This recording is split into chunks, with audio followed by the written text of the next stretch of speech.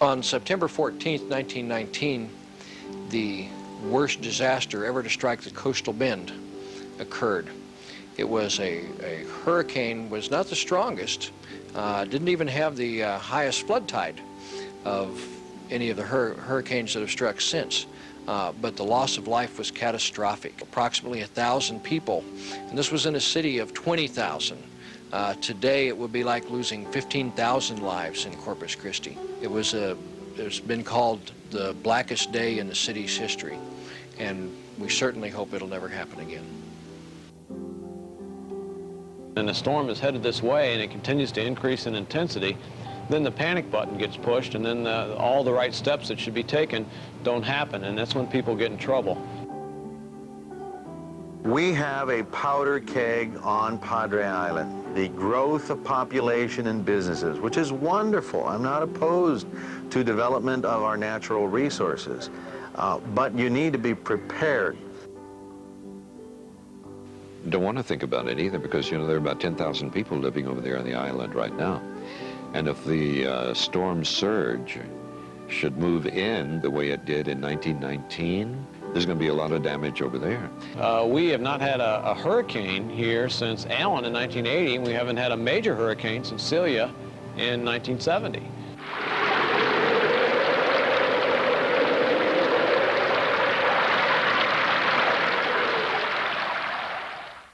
There had been a big storm come through in 1916, and at that time, it was actually, had more wind at that time, and hardly anybody was hurt, so people said what we say today. You know, no problem, we'll ride it out. I've seen plenty of these. It's not going to be a problem. And unfortunately, this time it was different. At North Beach, it was an old-style boardwalk, had the Ferris wheel and all the rides, and it was the last weekend of the summer tourist season, and was crowded with families down there. And the storm started to blow, and people tried to get off the island. The water rose, and they were stuck there and couldn't get out. Eventually, the storm tide came through, and it was carrying cotton bales and timbers and pieces of old houses and everything it had picked up from all the way from Florida, and went right across North Beach, picked up all the people there, and took them into the bay and basically put them against the North Shore. And they washed up there. The debris there was 15 feet high. Unfortunately, there were just so many people killed. Whole families were lost. Some people, you know, the last thing they saw of each other was when the waves hit and they were carried out to sea. And it's the last they ever saw of their family.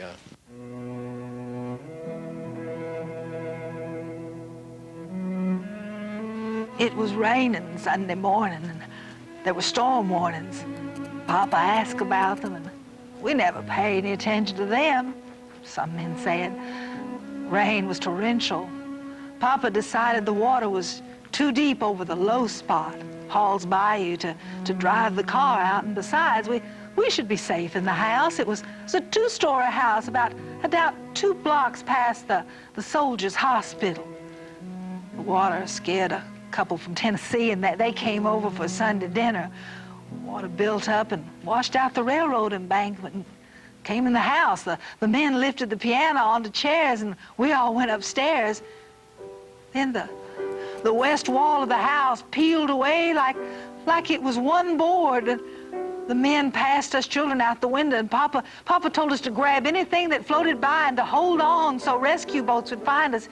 He held little Linda in his arms, and we were holding hands when the wave knocked us apart, and I never saw any of them again.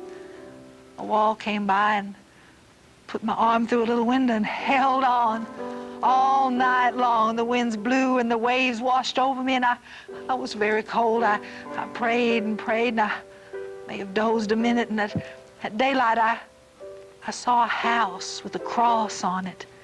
And as I floated closer, I saw the blades from a windmill had blown away, forming a cross.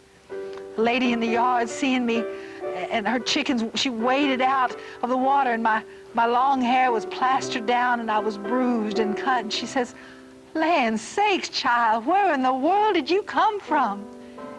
It was the Smith farm outside Odom. I had floated nearly 20 miles. They didn't know how bad the storm was. They fed me, dressed me, cared for me. She called me her little girl from the sea. Well, one of the problems with living along the Texas coast, or any coast near the tropics, is that you have to be inconvenienced from time to time by a storm that may or may not directly affect this area. That's one of the inconveniences of living here, and it's a fact of life. And if you're not willing to do that, then you shouldn't live here, because if you don't take every storm seriously, even though they don't all affect us, then you may end up putting your life and perhaps the life of your family in danger or in jeopardy.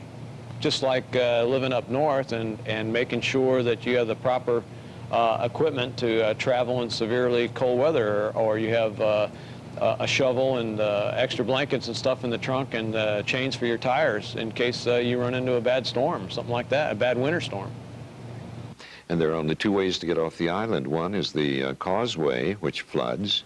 The other is the ferry in Port Aransas, which is inoperable in heavy seas.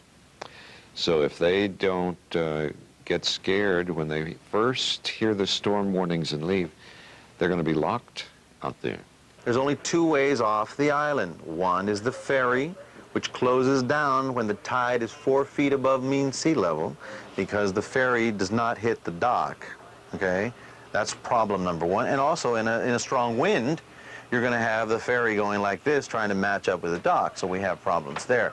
And number two, the JFK Causeway, which I don't know who did it, but they built it at sea level, and with a 2-foot tide, JFK is underwater.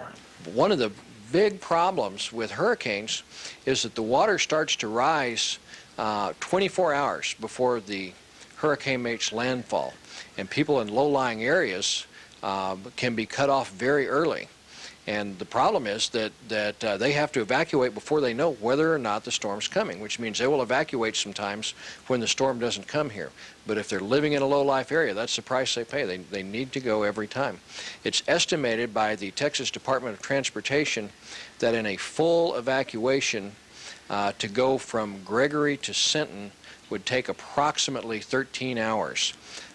Imagine that everybody in the entire coastal bend went to the same football game and all tried to leave at the same time, and you would have a feel for exactly what it would be like during these evacuations. People need to understand if they've got folks with them that are sick or need medication, things like that, they better take it along, because there's going to be no way to stop along the way. Dear Mama, where should I start? I guess with the storm. Oh, that I could forget it. I slept soundly until about 2 o'clock. At this time, I was waked by a very strong wind and rain. I thought it more than a common occurrence on the seashore, and after a short time went to sleep. Again, I was waked by a terrific crash, which proved to be the crashing in of some windows on the 4th floor of the hotel. I was on the 3rd floor.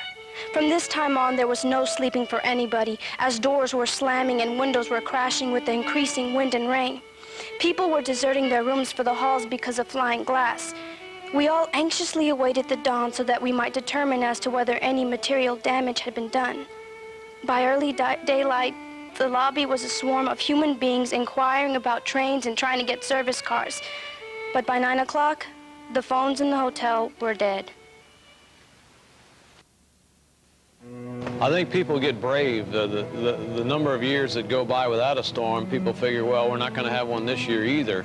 And it tends to give you a false sense of security, if you don't want to say complacency, maybe a false sense of security that it's just not going to happen. But when you get into that position and the storm is headed this way and it continues to increase in intensity, then the panic button gets pushed, and then all the right steps that should be taken don't happen, and that's when people get in trouble.